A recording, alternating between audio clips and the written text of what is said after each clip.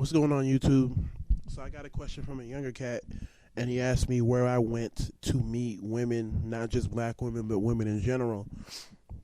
And I told him that I didn't go to the clubs, I didn't really go to parties, I didn't really go to social events to meet women, regardless of race.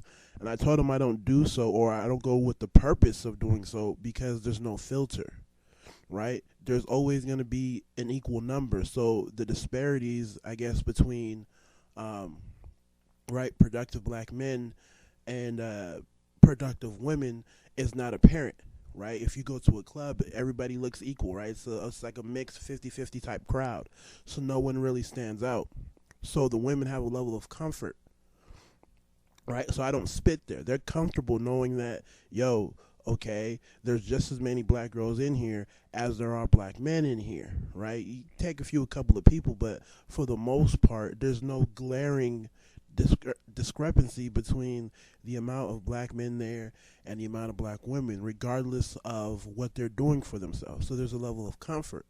And I said, I don't really do that. If I'm at a spot where the level of comfort is high for the women, regardless of race, I'm probably not going to spit unless, it's I'm introduced or we just bump into each other or she approaches me. But most of the time, I'm not going to spit. I'm usually there at the clubs or the bars because somebody's having a birthday party. We hang out and have fun, have a couple of drinks. But I'm not really going to holler.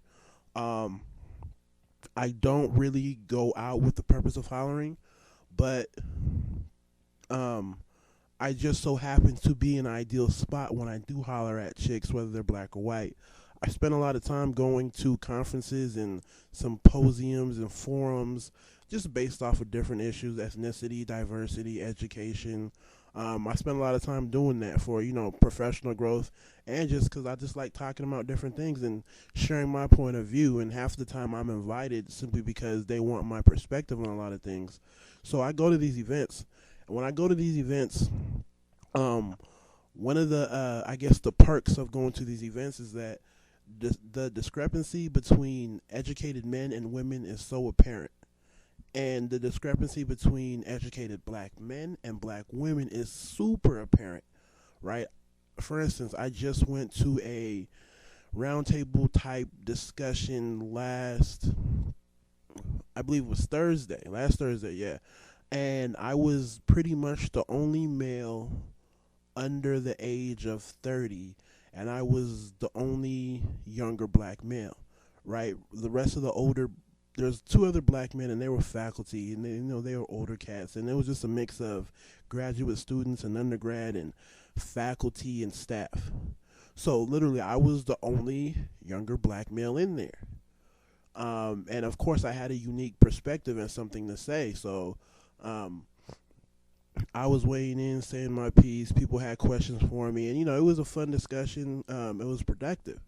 So after the discussion, people hang out, people chill, and pretty much that's where if I choose to holler, yo, I holler, because the women like physically see, visually see that, yo, there's 10 of us and there's only one of him.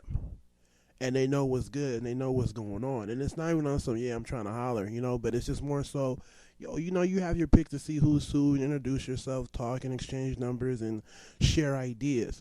So pretty much if I do see something I like, I'll approach it. And quite frankly, there's no really other competition, right? It is what it is. And most of the time, some of them will come approach me. Like, for instance, there was a grad student in there she had to have been 30 plus, and she approached me. We exchanged numbers, and it wasn't even on some I'm a holler, because I don't know if I want to holler at her like that.